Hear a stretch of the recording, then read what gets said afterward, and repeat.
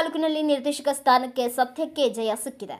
ಪಾವಗಡ ತುಮುಲ್ ನಿರ್ದೇಶನ ಸ್ಥಾನಕ್ಕೆ ಮರು ಮತ ಎಣಿಕೆಯಲ್ಲಿ ವಿಜೇತರಾದ ಚನ್ನಮಲ್ಲಯ್ಯನವರು ಪಾವಗಡ ತಾಲೂಕಿನಲ್ಲಿ ಭಾನುವಾರ ಹುಟ್ಟುಹಬ್ಬದ ದಿನದಂದು ನಿರ್ದೇಶಕರಾಗಿ ಪಾವಗಡ ತುಮುಲ್ ಕಚೇರಿಯಲ್ಲಿ ಅಧಿಕಾರ ಸ್ವೀಕಾರ ಮಾಡಿದರು. ಪಾವಗಡ ಕ್ಷೇತ್ರದ ತುಮುಲ್ ನಿರ್ದೇಶಕ ಸ್ಥಾನದ ಹಲವು ಗೊಂದಲಗಳ ನಡುವೆ ಭಾನುವಾರ ನೂರಾರು ಕಾರ್ಯಕರ್ತರು, ಹಿತೈಷಿಗಳು ಹಾಗೂ ಜೆಡಿಎಸ್ ಮುಖಂಡರ ನೇತೃತ್ವದಲ್ಲಿ ಅಧಿಕಾರ ಸ್ವೀಕರಿಸಿದ ಚನ್ನಮಲ್ಲಯ್ಯ ಅವರಿಗೆ ಗಣ್ಯರು, ಅವರ ಅಭಿಮಾನಿಗಳು, ಜೆಡಿಎಸ್ ಪಕ್ಷದ ಕಾರ್ಯಕರ್ತರು ನೂರಾರು ಜನ ಬಂದು ಸನ್ಮಾನಗಳು ಮತ್ತು ಅಭಿನಂದನೆಗಳನ್ನು ಸಲ್ಲಿಸಿದರು. ತುಮುಲ್ ಚುನಾವಣೆ ನಡೆದು 1.5 ವರ್ಷ ಕಳೆದರು.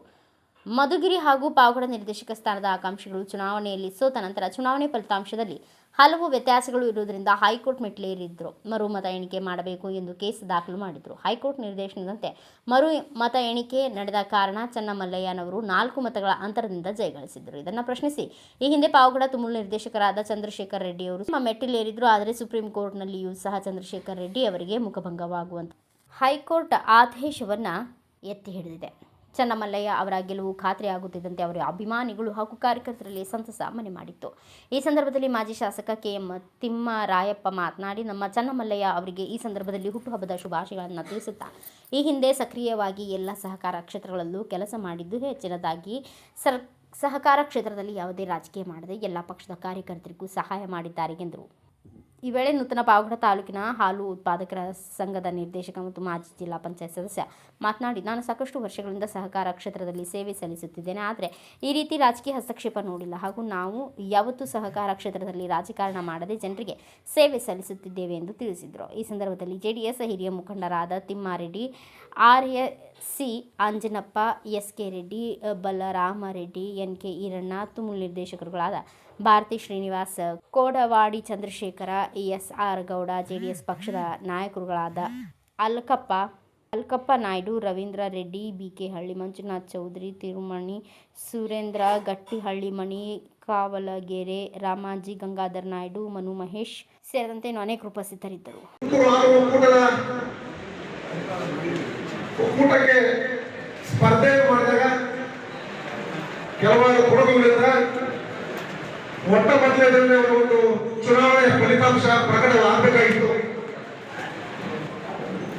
ತಾಂತ್ರಿಕ ಕಾರಣದಿಂದ ನ್ಯಾಯಾಲಯಗಳ ಒಂದು ತೀರ್ಮಾನದಿಂದ ಇಲ್ಲಿಯ ತನಕ ಬಂದು ಸರ್ವೋಚ್ಚ ನ್ಯಾಯಾಲಯದಲ್ಲಿ ಒಂದು ಹಾಲು ಒಕ್ಕೂಟದ ನಿರ್ದೇಶಕರಾಗಿ ಇವತ್ತು ಚನ್ನಮಲ್ಲಪ್ಪನವರು ಬಂದಿದ್ದಾರೆ. ಅವರಿಗೆ ತಾಲೂಕಿನ ಜನತೆಯ ಪರವಾಗಿ ಮತ್ತು ಎಲ್ಲ ಸಹಕಾರಿ ಬಂಧುಗಳ ಪರವಾಗಿ, ಹಾಲು ಒಕ್ಕೂಟದ ಸಹಕಾರಿ ಬಂಧುಗಳ ಪರವಾಗಿ ಮತ್ತು ಎಲ್ಲ ನಮ್ಮ ಮುಖಂಡರ ಪರವಾಗಿ ಇವತ್ತು ನಾವು ಅವರಿಗೆ ಅಭಿನಂದಿಸ್ತಕ್ಕಂಥ ಒಂದು ಕಾರ್ಯಕ್ರಮ ನಾವು ಹಮ್ಮಿಕೊಂಡಿದ್ದೀವಿ. ಆ ಕಾರ್ಯಕ್ರಮ ಯಶಸ್ವಿ ಆಗಬೇಕು ಅಂತ ಬಿಟ್ಟು ಎಲ್ಲ ತರ ಸೇರಿದ್ದಾರೆ. ಚನ್ನಮಲ್ಲಪ್ಪನವರ ಒಂದು ಕಾರ್ಯಶೈಲಿ ನಮಗೆಲ್ಲ ಗೊತ್ತಿದೆ.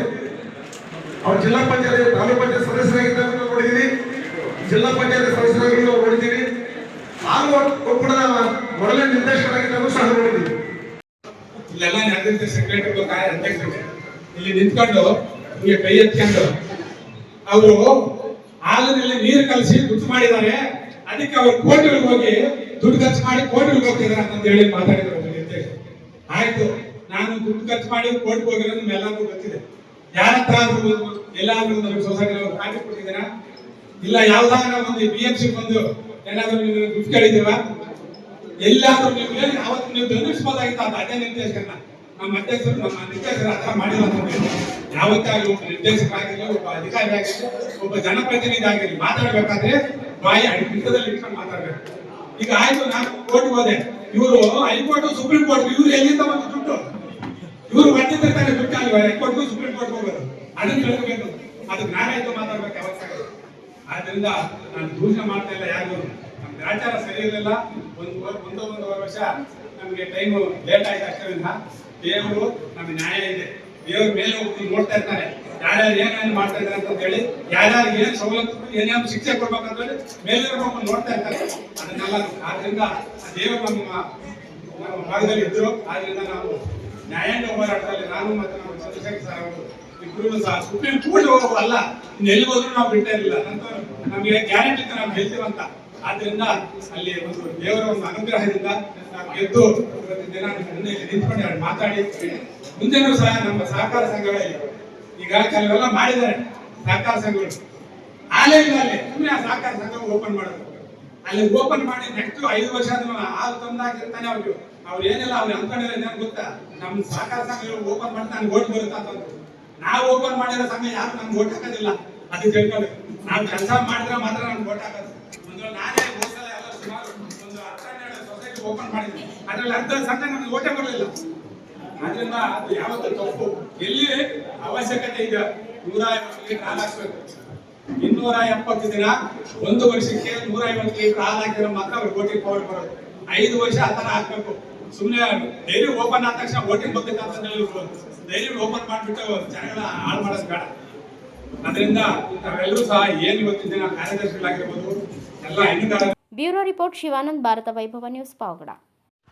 Thanks for watching. Read, discuss and debate with editor Dr. Yan Prashant Rao. Wanted reporters in print, digital and visual media for Bharat Vaibhav Daily Newspaper, BV News 5 Channel and BV Fast Web News from all the talukas of Karnataka, Goa and Maharashtra. If interested, send your resume to 9019229369.